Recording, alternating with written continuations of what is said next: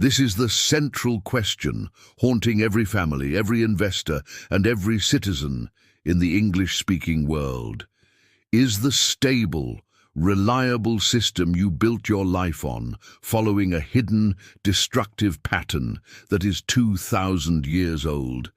Every generation is taught that their currency is different, that their empire's foundation is stronger, that their government's promises are backed by a power that cannot fail. But history is littered with the corpses of once almighty empires that believed the exact same thing, and they all fell for the exact same reason. Before the dollar, there was the British pound. Before the pound, there was the Spanish silver. Before all of them, there was the Roman denarius. The denarius was the bedrock of the Western world for centuries. It was the coin that paid the legions, financed the roads, and established a commercial trust across a quarter of the globe. When it was first struck under Augustus, it was nearly 95% pure silver. Roman power was literally defined by the metal content of its money. As long as you held a denarius, you held tangible, verifiable wealth. No one in the first century would have ever imagined a world where that coin was worthless. They felt safe, just as we feel safe today when we look at our bank balance or our retirement account. They were living inside an illusion of permanence. But running an empire is expensive, especially an empire that stretches itself thin, defending borders and financing endless military campaigns. Tax revenues couldn't keep pace with the costs. The emperors faced a political dilemma that every modern leader still faces. How do you pay for enormous spending without admitting the cost to the people? They chose the oldest, quietest, and most corrosive financial trick, debasement. Instead of raising taxes, they reduced the silver content of the coin. Caracalla dropped it to 50%. Gallienus, a century later, was striking coins with less than 5% silver, a bronze disc with a thin wash of confidence on top. The people could feel the difference. Prices soared. Inflation, the silent tax, evaporated the savings of ordinary citizens. Merchants stopped accepting the debased coins. Trust broke down, and local economies reverted to barter. The government struck more and more cheaper coins, hoping volume would replace value, but it only accelerated the cycle of destruction. The currency collapsed, and once the financial engine broke, the political and social structure followed. The barbarians finished the job, but the real killer was always inside the treasury. This is the historical pattern that machine learning algorithms have detected across every major global reserve currency for 2,000 years. It's a three-stage collapse. Stage 1 is the debt accumulation to finance endless empire. Stage 2 is the debasement, to avoid admitting the cost, and stage 3 is the loss of trust when the value evaporates. Let's fast forward to the 20th century, the era that created the dollar you rely on. In 1914, the great powers of Europe, the British, the Germans, the French, were operating on the gold standard. Their currency was tethered to a finite physical asset. The war was meant to be quick, but within weeks, it was consuming money faster than anyone could imagine. The math was merciless. The gold would not last. One by one, the major nations, led by the British Empire, quietly suspended the gold standard. The anchor was cut. Money became a promise backed by nothing more than faith in the state. This financial maneuver was the turning point of the American century. As Britain and France bled gold and credit, they turned critically to the neutral United States. Wall Street, firms like J.P. Morgan and Co., became the financial lifeline of the Allied cause, arranging vast loans and managing purchases. America emerged from the war transformed, from a debtor nation to the world's most powerful creditor. The US did not just win the war on the battlefield, it won it in the ledgers, and this victory paved the way for the creation of the greatest financial system the world had ever seen, the Bretton Woods system. In 1944, at Bretton Woods, New Hampshire, The modern world's financial rules were engineered, with the United States setting the terms. The US held 2/3 of the world's gold, and the dollar was pegged to it at $35 per ounce. Every other major currency, the pound sterling, the franc, the mark, was pegged to the dollar. The world's economy rested on one explicit promise, that the United States would maintain discipline, would not print more dollars than it had gold, and would honor its commitment to real value.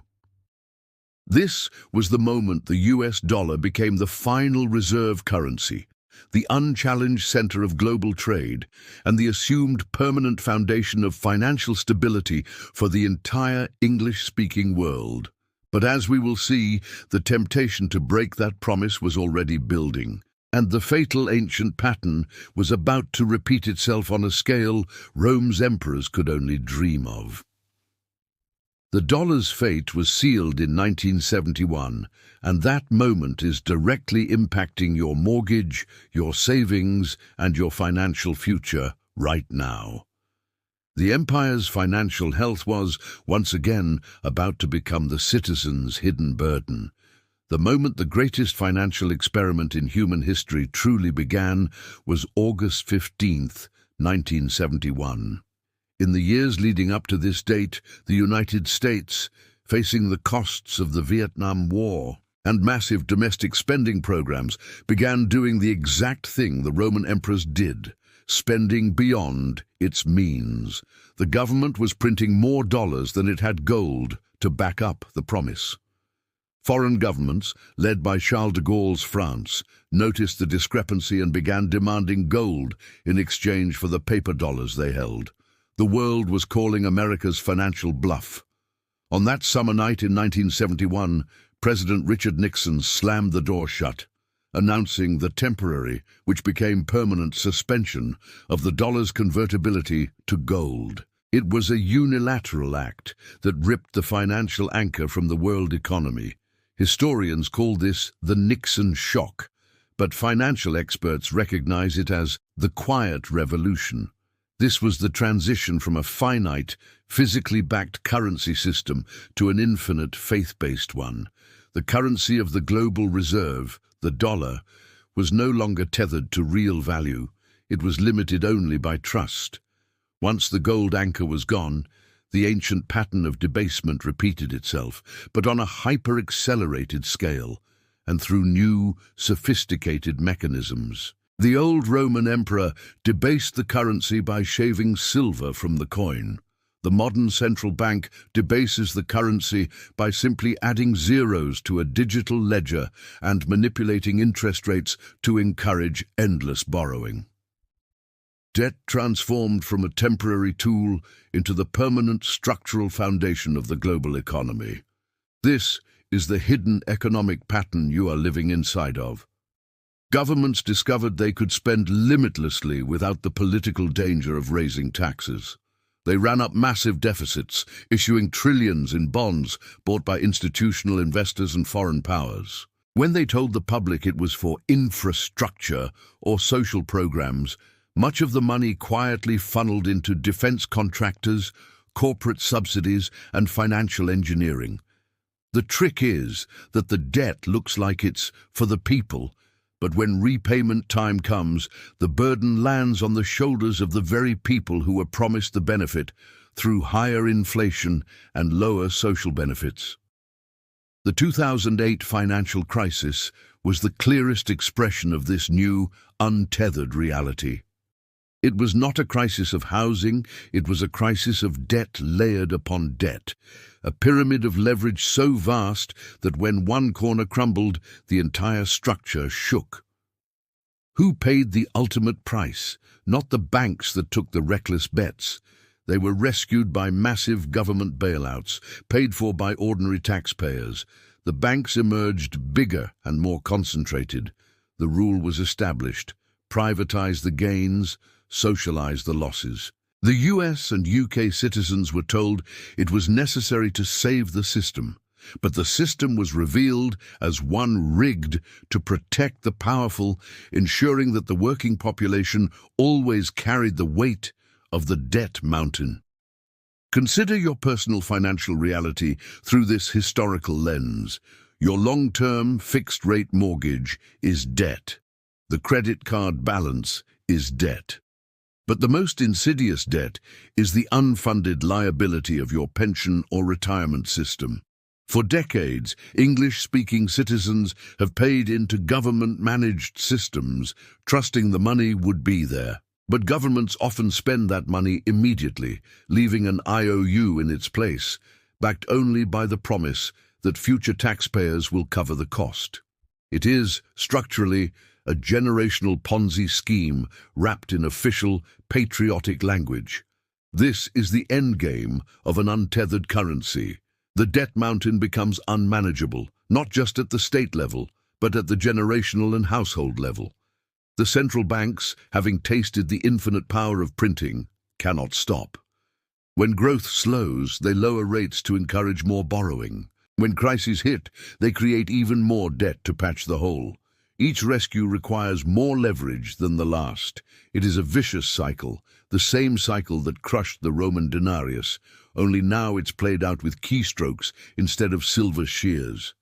The dollar's permanence is an illusion, sustained only by the world's faith in America's ability to service a debt mountain that is now larger than any civilization has ever carried.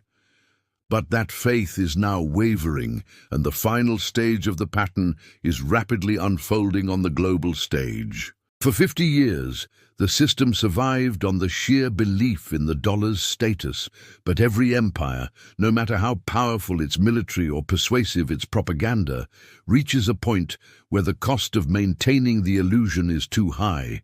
We are now witnessing the final, predictable stage of the historical pattern, the loss of trust. This loss is not happening in a dramatic collapse, but in a quiet, geopolitical movement that poses the gravest threat to the dollar's reserve status since 1971. This movement is called de-dollarization. Key nations, competitors and former allies alike are actively seeking alternatives to the dollar for global trade, particularly for crucial commodities like oil. They've watched the United States and its allies use the dollar as a weapon, imposing sanctions and freezing assets.